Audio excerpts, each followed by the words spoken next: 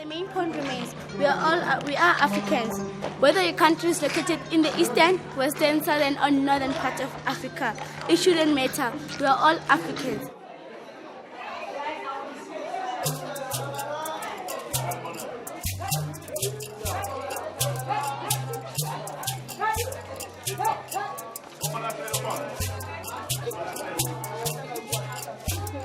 We designed a workshop that was inspired by a youth platform called Teen Talk that was initiated by one of the longest standing members of the Keleketla after school program, Emma Ramashala.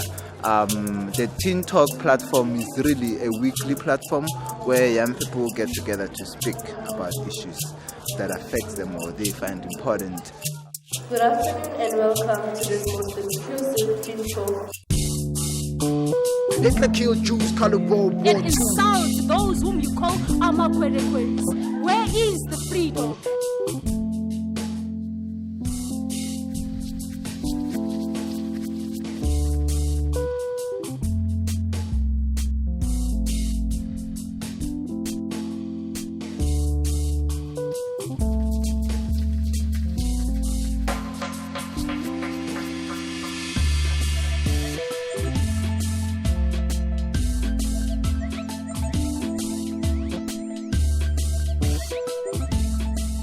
I'm Emma Ramashala, one of your presenters, and with me is Trish Sibanda, and I'll be getting deep into the gist of the matter. The topic of the day is xenophobia, a local or an international problem.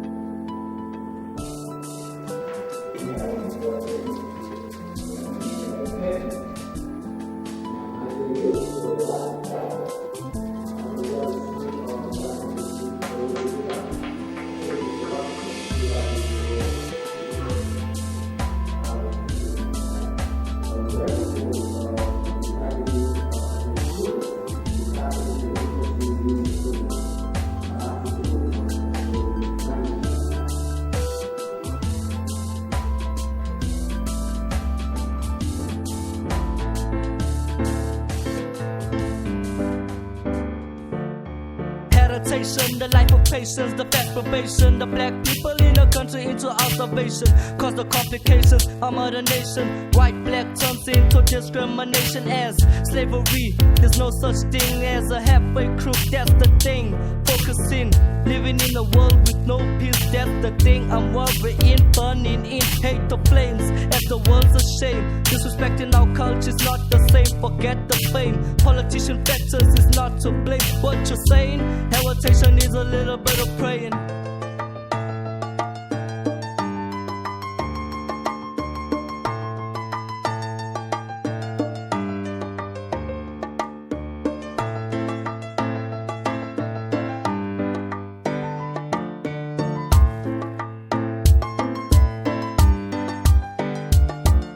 I'm sitting here think about my heritage days when our forefathers were living in a life with no ending, with no happy ever after. welcome Veronique Tato.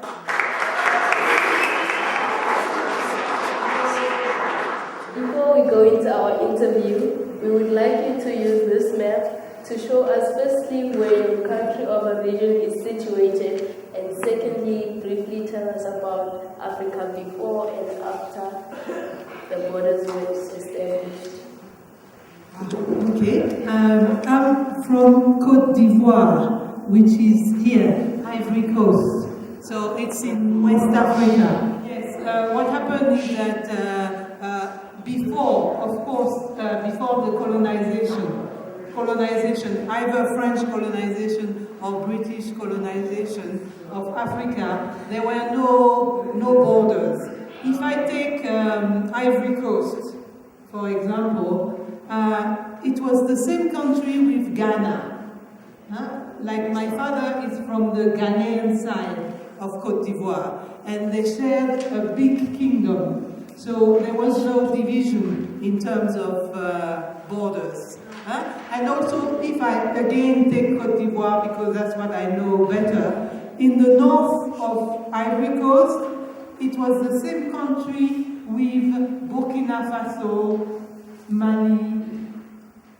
So it was one country, okay? But with the division of the colonial borders, now everybody became a nation. But that doesn't mean that people did not continue to cross borders. Why do you call yourself a Pan-African, and what does being an African mean to you? Right, I call myself a Pan-African because I'm interested in the whole of the continent. And I have traveled quite a lot. And each time I learn so much that I just want to continue traveling more and more. And I think that I talked about colonization before, but I think it's very sad the way we have been divided, not only by borders, but by language as well. At the moment, you tend to divide Africa between Francophone Africa, Anglophone Africa, you also have Portuguese Africa, and you have the whole of North Africa, where it's mostly Arabic that is spoken. So we have all sorts of divisions. Then we have economic divisions. And then because we are nations, we tend to think only about ourselves. And we don't look at the broader picture. Which means that in terms of development, we don't collaborate enough. So I think Africa is not evolving as fast as it should be. Can you tell us about xenophobia in other countries, specifically in developed countries such as France and America? Xenophobia is hatred of the foreigner. That means the person who is not from your own country and that you perceive as coming to take your resources. It could be economic resources, but it's also, you think that these people are going to take your opportunities. It can be even love opportunities. You think that they are more successful with girls. There's always been a problem with foreigners all over the world. That means you are a bit suspicious of somebody who comes from somewhere else. The problem is when it becomes violent. And when it is expressed in terms of killings and violence. And I think that's where you will call it xenophobia. So, what are your thoughts on xenophobia towards Africans by other Africans, especially South Africans? I think that xenophobia comes from a misunderstanding, from a certain ignorance of first why foreigners come to South Africa, and also what they can bring to South Africa. It also depends on the economic situation. You find that when everything is going fine, when there's a lot of money around, when the economy is good, the xenophobia doesn't happen. Xenophobia tends to happen when things become scarce, and then people start looking for where am I going to get what I want. Sometimes frustration coming from maybe failures in the running of the country will make people look at a scapegoat. And because I'm frustrated, instead of going to my direct leaders, I'd rather go to vent my frustration towards someone who is more vulnerable. And also it's faster, because if you're living together with some foreigners and you see that they have shops, or you see that they're married to a South African woman, or a woman is married to a South African man, or they've got a little business, it's faster to attack them and get the rewards quickly than to think in a broad way. Look, how am I in this country? Am I happy with my leadership? Is there something that I want? It's a longer route to take. We know that oftentimes history repeats itself, hence we are hosting this session in solidarity with the victims of xenophobia and all discrimination towards people. So, what can you tell us? That can be done in order to make sure that such behavior doesn't repeat itself in the near future? Yeah, and very often it's a question of ignorance, and therefore the more we know about one another, the better it is. So we understand each other better. And also, if we do things together, but positive things, and then I think we can get there.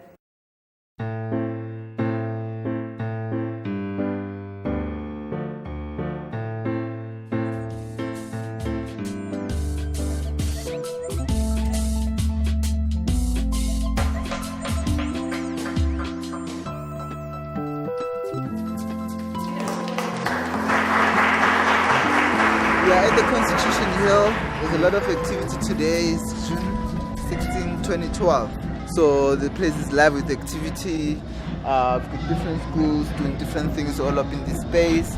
But the focus of this is Solidarity for Survival exhibition. Here we are by the tunnel of the Constitution Hill, and right here is the entrance to Solidarity for Survival exhibition. So when the students from different schools come, Remy, who is the guide of the exhibition, would explain to them how the exhibition is designed. And here there will be our member from after school program, Italian group, who's got sheets of questions.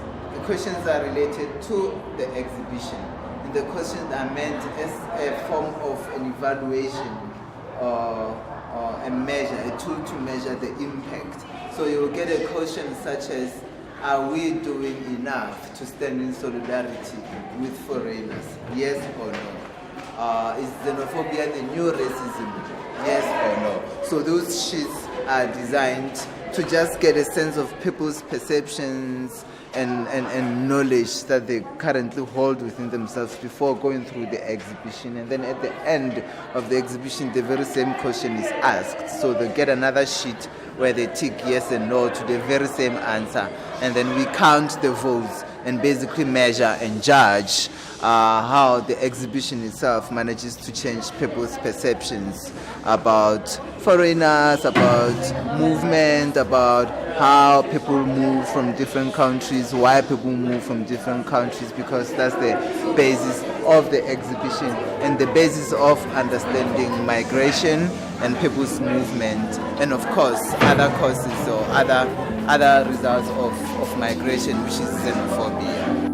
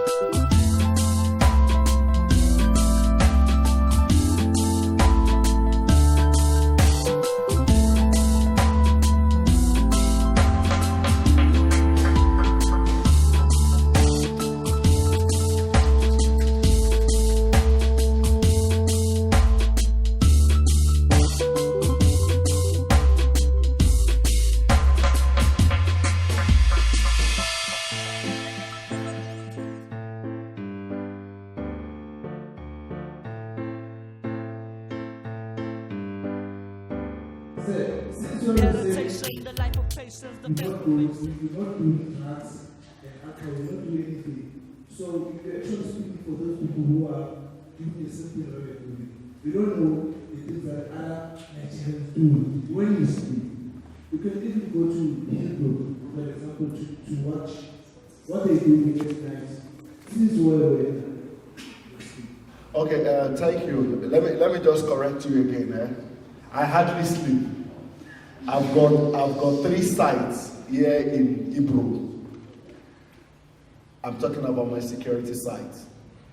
At their Heights building, Wanda, Iberia, wherever. Sometimes if my supervisors are not in, I drive down to check what my securities are doing. I think your question, I will just make it short. I think the police should do their work.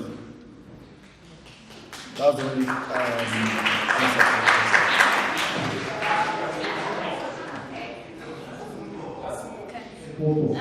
You guys, you have to know that you do not have to divert from the topic of the day, please. We're not dealing about mainly drugs here, we're also dealing about xenophobia. Yes. So I want to ask, man, what is the problem that makes you people run away from the area here to speak? So I want to know what is that particular problem that makes you people run away from the area? So, you know what, you will not time me by this time, huh? Yes. Because when I see young officers like this that want to learn, we have to really elaborate and expatiate in our response to you. Brother, let me just give you one very wonderful example. Any way you contribute, what you expect mostly is to gain from that place. Number one, I want you to contribute very well on your education in order for you to get something out of it. Like I said, I spend my money, my sweat from my parents that are supposed to use to feed in school and contribute for Mandela release. That's number one. And you see, we're talking about migration. So let me divert to that. Today, we have a black president in America, which is also a fourth generation. Migrated, the father left from Kenya here to America, and today the birth of Obama II became an history in America. Do you understand? You see, that's exactly what I was saying, that I think the ANC government with the other political parties should be able to come out with a special program that will educate South Africans about migration. Because, you see, you cannot live in South Africa as all Sotho South African. It will be very boring. It will not be sweet. If you try your best possible by leaving South African soil today to any part of the world, you might see something those people living in that place could not see. And you make it something that will benefit you and your family here in South Africa. So try to change your mindset around what makes people to move. What led to the British people on the African continent or the French people on the African continent is what is making Africans to Africans movement. Let me just give you guys a little bit history about my work experience here in South Africa. I've been so fortunate in my life to look after two presidents of South Africa. I was working as a surveillance. We are like the police in the multi-casino here in 4 ways. Mbeki came to watch Gandhi, my father. All his police and whatever, they have to wait outside the casino because they don't know how we operate casino. So I was privileged to chill him into where he was sitting. I was fortunate to be in the same room where Mandela and the wife and the deputy president were sitting for the there was a function there. So the security company that was looking after Ellis Park posted me there as under the VIP protection. So I was with the family of the Mandela or whatever, serving as a security man before I became my boss myself. What I want to say is, sometimes back home, I might not be able to work as a security man. Maybe I will be shy to say, people will be looking at me as a security. But when you are outside, you will do everything to make sure you get your greener pasture. So that is exactly the spirit that makes most people to try to migrate to get something to survive on. Thank you.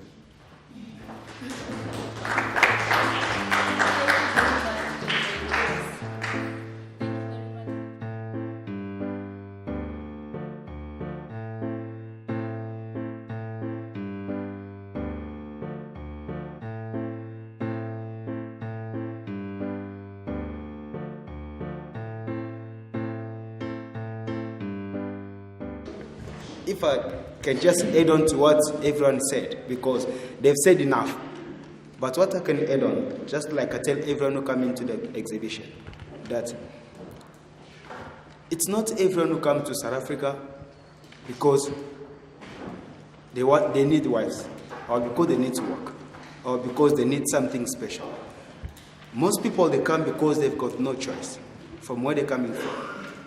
Okay, they are driven out of their own country, of their own community, so they seek refuge into South African society.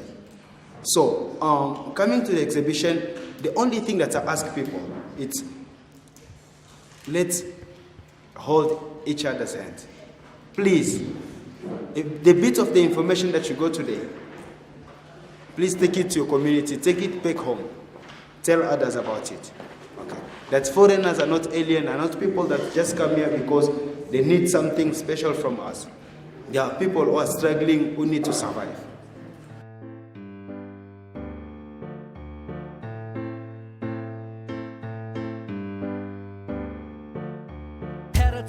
The life of patience, the fast probation, the black people in the country into observation. Cause the complications of modern nation, white, black turns into discrimination as slavery. There's no such thing as a halfway crew. That's the thing.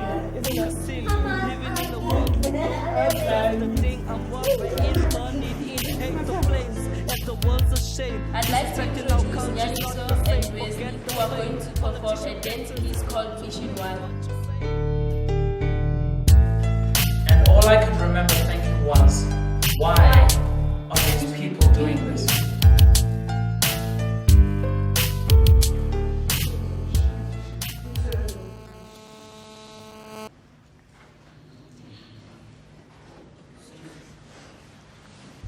I remember it was a Wednesday. I had just purchased the newspaper, and on the front page, there was a big picture of a crowd, a large crowd of people running and making a fuss and a noise in the streets. I could see these people were half dressed and they were all armed with weapons.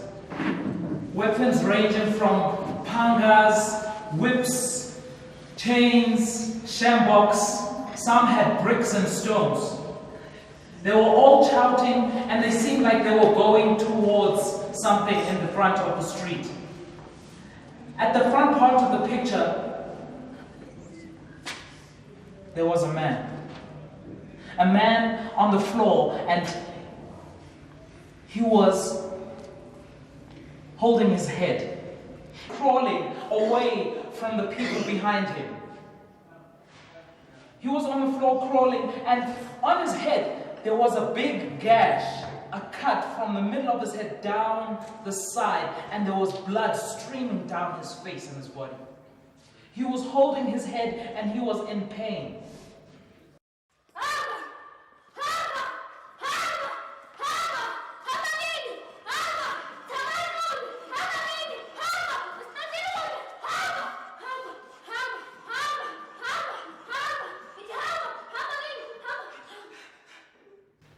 And all I could remember thinking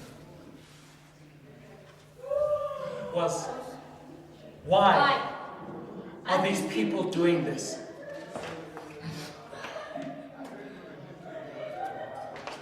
I'm Wesley. Wiz? Yeah. How old are you? I'm 14. Where you from? Oh, I'm from Zimbabwe and I was born in South Africa.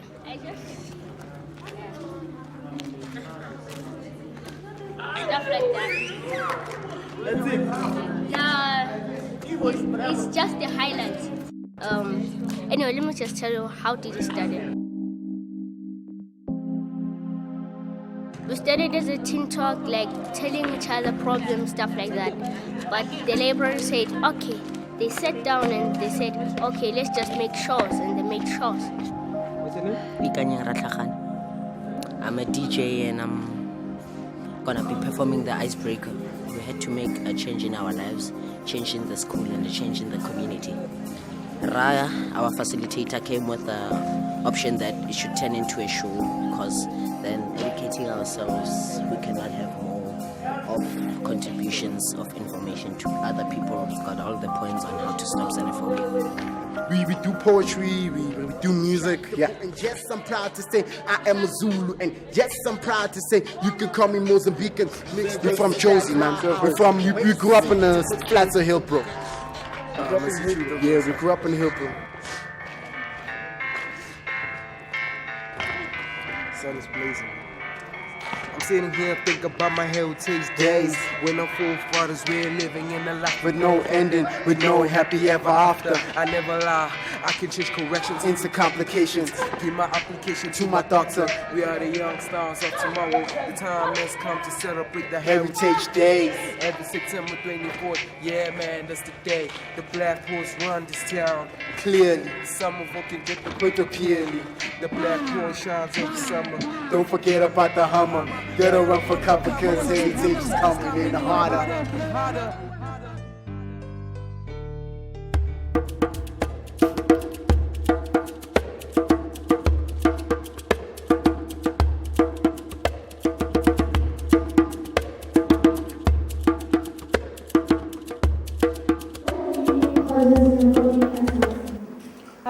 Very often you will find that people say foreigners are taking our women, foreigners are taking our businesses, foreigners are exploiting us, but very often you will find that it's opportunistic. Opportunity means that you found an occasion to rob someone. If there is police, and if the message is this must not happen, this is not going to happen in South Africa, then you won't have xenophobia. One thing which is also interesting, I mean not interesting, but which is also scary, is that when in 2008, when the xenophobic attacks were happening, you could see it happening in the most popular areas, and then moving, but they never let it happen in the residential and more wealthy areas. Okay, in Ivory Coast, we also have this problem of xenophobia, and it's even more complicated. That's why you have to be very careful with xenophobia, because do you know that you can exclude your own people? That means it starts with xenophobia. That means you say, okay, these people are from Congo, I don't like them. These people are from Zimbabwe, I don't like them. These people are from Somalia, I don't like them.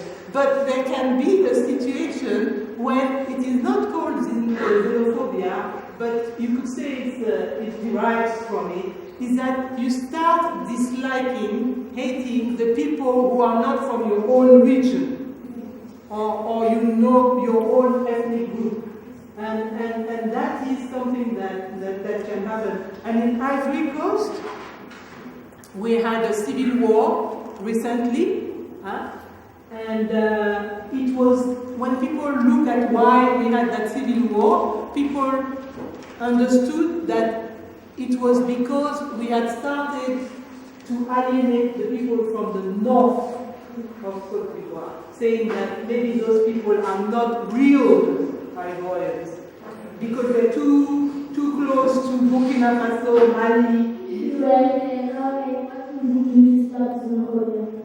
If I were the government, I'd have more police. Seriously, I'd have more police, and I'd listen more about what is being said. Exactly, that's a very good question. That means you also have to train the police. So you have to train everybody.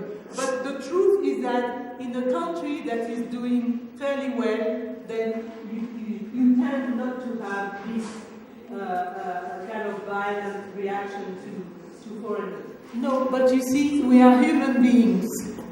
We're all human beings. And you can do something like having a policy, a human rights policy. This is something that you cannot just do once and it works. This is something that is ongoing. This is something that you must work at years after years after years to perfect it and to continue to make sure that it's happening.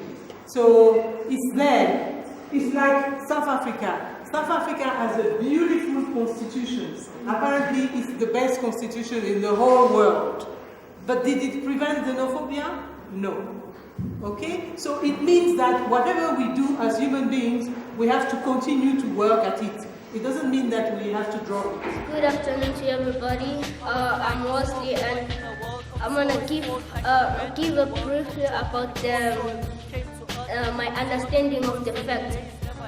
On the fact, I understand that migrants are people who move to their country because they are willing to, and others are forced by circumstances to move, like from Kenya to South Africa or Samoa because of their circumstances, and which is not good. So that's a bit of my history. I was involved in the struggle against apartheid, and then more recently in the struggle against HIV and AIDS. What do you think is the role of young people in fighting xenophobia? You know, I think a lot of praise must be given to Keleketla for every young person that has come forward and spoken and expressed the kind of, like the last person about access to healthcare. That's a huge achievement. And I think that it's about education.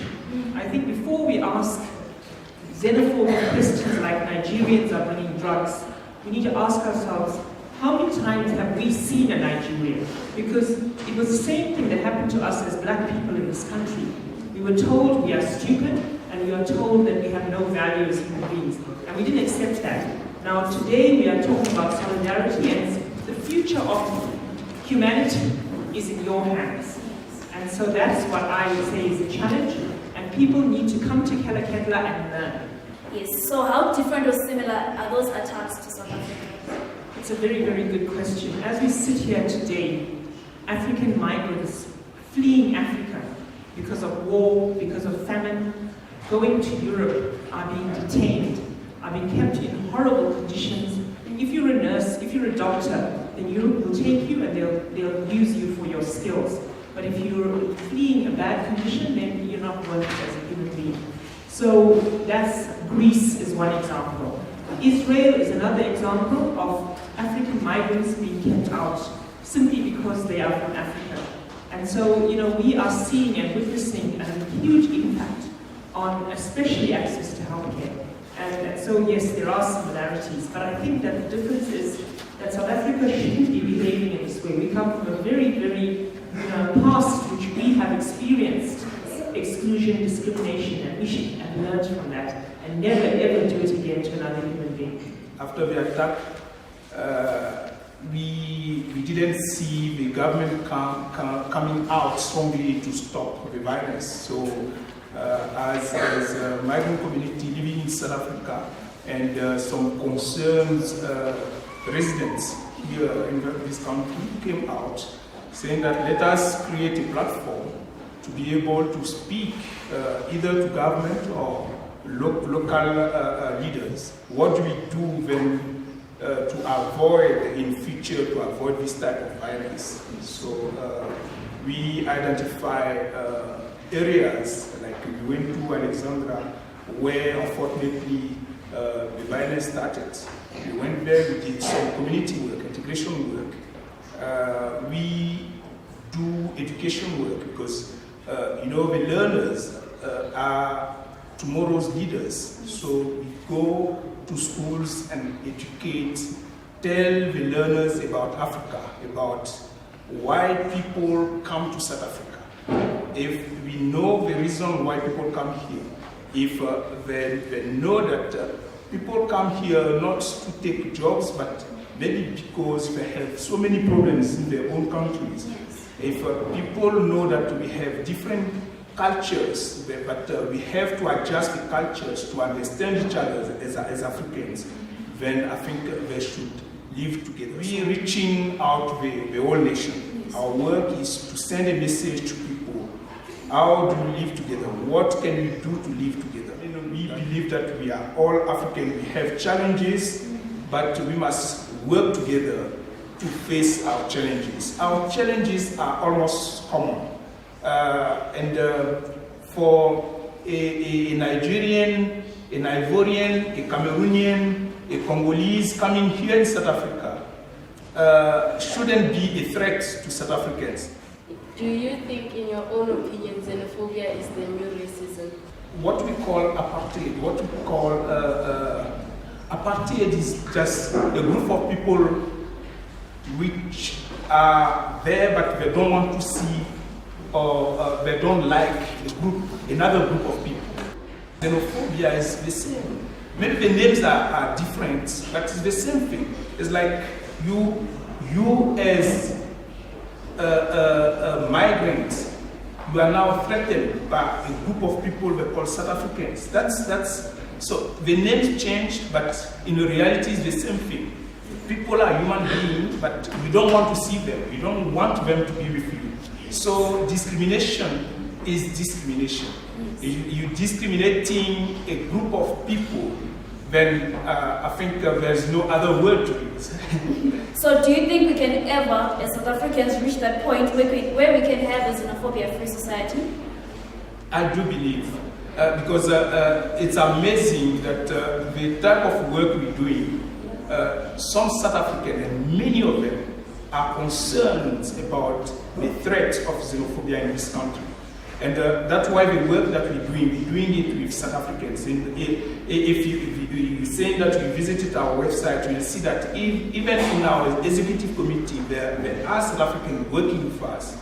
Because they don't believe that a group of people can hate other groups. We believe that we still have a lot of work to do to address this issue, because the reality is that there are people who still believe that no, we cannot mix with others. You see, there are some people believing that, but to make them aware that it's only by exchanging our experiences that we can face the challenges that we have to do some work together. And that's why in ADF, all the project that we're running is actually integrated project, where you put both South Africans and migrants together to do things together, to learn from each other. So what happens is that we as poor people fight each other for the crumbs on the floor, when in fact we should be fighting our government to give us better services for all of us. And our constitution, which many people died for, Solomon Mashinangu, many comrades died for the constitution that we have, which says anyone in South Africa, as long as you are on this land, you have the right to access health, you have the right to have life, and you have the right to dignity. And solidarity is all about respecting human dignity. And human dignity can only be respected if our government ensures that people can live a decent, healthy life. I arise with a deeply seated anger. The anger of seeing Afrikaner against Afrikaner. African against African. Africa fighting a fellow African. The trumpet of freedom has long been blown, yet Africa remains not activated. It's Elton, the former president. DJ Zex on the beat, the monster broad bass. You know the black Jack told them was a Ghana. Calling this time. You might learn something. We're doing it. Listen, yeah, it's JCTO on the microphone. Better know when I start spitting, everything is blowing. I'll be like the black Superman. We're all one nation. People speak for us. As they say, people are discrimination and corruption in South Africa. Super call me black man.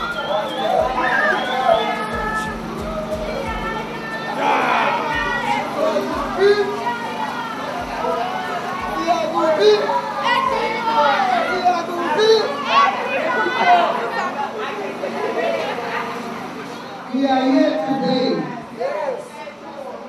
not only to encourage but to remember. We are here to remember with a feeling. Everybody there in the back. Are we here to remember? What are we remembering today? Huh? The youth of 1976. They fought for something.